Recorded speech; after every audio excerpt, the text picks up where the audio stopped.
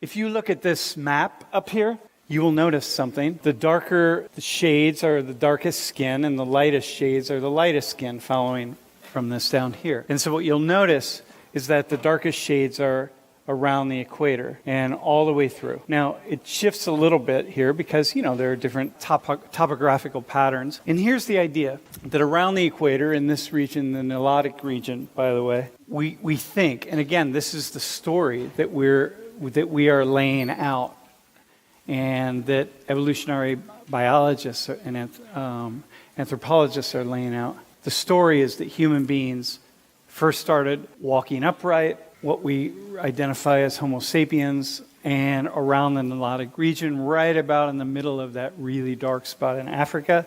It's really hot.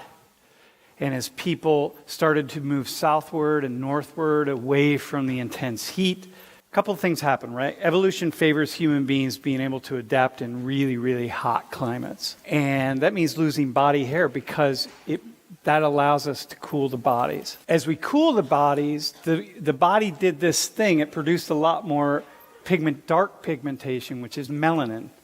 And there are different pigmentations in the body. Melanin happens to protect us from the UV rays of the sun. All this conversation we have today about skin cancer, people have always been dealing with skin cancer. It's not just a new thing. It's not like today suddenly, oh my gosh, people are getting skin cancer. But early on, as human beings first started to come into their own as Homo sapiens, the body just had a natural protection against that. And it could have been different, right? It could have been lightly pigmented people were able to protect themselves from UV rays, or that's just how the chemical sort of compounding worked. But that's not how it was. But as you move northward and move southward, you don't need as much protection. In fact, you need more of those UV rays. It helps you produce calcium and folic acid and vitamin D, and we need all of those for healthy bodies and bones and so on. So the issue, if you're really dark skinned and you live in a place like State College, then you actually need to make sure you get out into the sun, because you got to make sure you get excessive amounts of sun, especially in a place like this where we don't get a lot of sun in the middle of winter.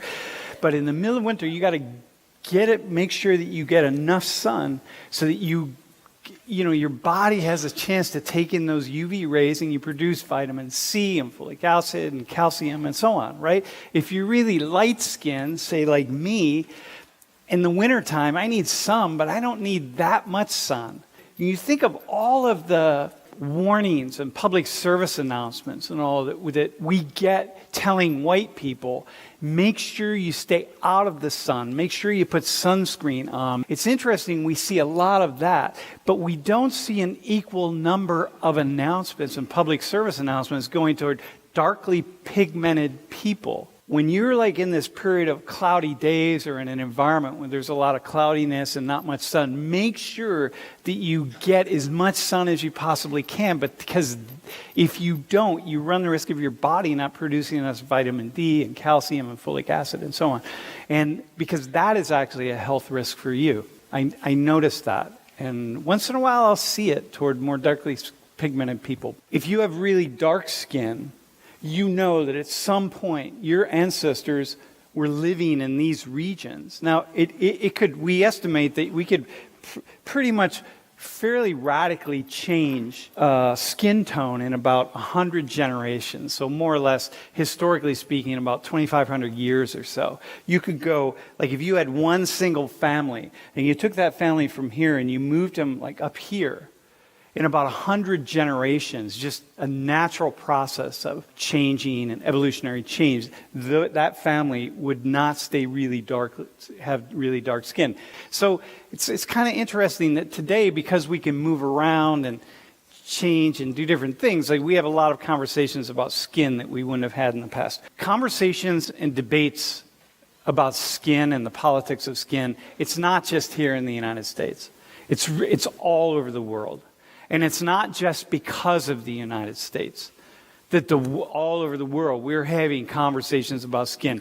People have this idea, I hear it all the time, that the U.S. is the most racist country in the world. And that's not really true. You just need to leave the United States and experience life in other countries, and you will see that in every country around the world we see these struggles. So this is Miss Algeria. The criticism was, okay, you're going to represent us, but you're too dark to represent us.